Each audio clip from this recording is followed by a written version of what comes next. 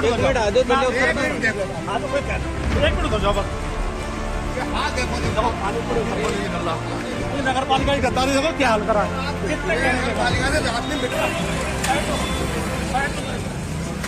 रामपुर की इन बेहतरीन सड़कों पर जब मंत्री जी का रेला निकला तो यकीन मानिए एहसास हुआ होगा अपनी सरकार की कागजी वादों का, जो उसी में सिमट कर रह गए हैं। दरअसल रामपुर के बिलासपुर से खुद योगी सरकार में मंत्री बलदेव सिंह औलख चुने गए हैं।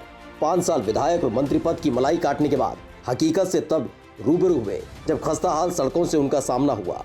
इस दौरान जनता के बीच नाराजगी इतनी थी कि लोगों ने मंत्री जी को घेर लिया और सड़क पर चलने की चुनौती दे डाली। इस घटना से योगी सरकार के मंत्री औलख को काफी शर्मिंदगी का सामना करना पड़ा और खुद की लानत मलानत होता देख अधिकारियों पर झल्लाने लगे। मेरे भाई कुछ खड़े थे, अब मैं मंच से तो नहीं बोल सकता, बहुत सारे नालायक आदमी हैं यहाँ पर कि जिनको कहने के बावजूद भी मोटी चमड़ी को असर नहीं होता। तो मैंने अभी अपने डीएम साहब से भी बात करी है कि कई बार कहने के बावजूद भी उनके सिर पे जूं नहीं रहती। पता नहीं उन्होंने बुद्धि अपनी इस तरह की बना ली है, मैं कह नहीं सकता। जितना हम लोग सब प्रयास करते हैं, डीएम से लेके एसडीएम से लेके मेरे समय जितना हम लोग प्रयास करते हैं, ये उसको उतना ही धराशाली करने का काम करते हैं और मदद करने की बजाय उसको पीछे खींचने का काम करते हैं।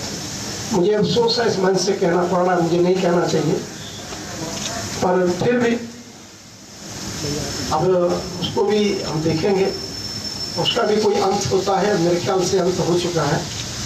और मैं ज़्यादा ना कहते हुए, क्योंकि पिछली बार हमारे माननीय केंद्रीय मंत्री आदरणीय मुख्तार अब्बास नकवी जी आए थे, इसका शिलान्यास करने आए थे, उद्घाटन करने आए थे, और इस टाइम को 2 महीने के टाइम के बीच में भी कुछ ये करा नहीं पाए, इसलिए दोबारा हमें ये बात कहनी। वहीं जनता की तरफ से किए गए मंत्री जी के अथाह स्वागत के एवज में डीएम महोदय ने अपने कनिष्ठ अधिकारियों को निकम्मा करार देते हुए खुद का पल्ला छुड़ा दिया। ये यहाँ के जो नगर पालिका के ईओ है उनकी कार्यकुशलता उचित नहीं है। मैंने पहले भी उनको लिखित रूप से भी मौखिक रूप से वार्निंग दी है और जब से मैं जनपद में आया हूँ तब से लगातार हमने बिलासपुर का भ्रमण किया है, तो बहुत उचित व्यवस्था यहाँ पे नहीं मिली है।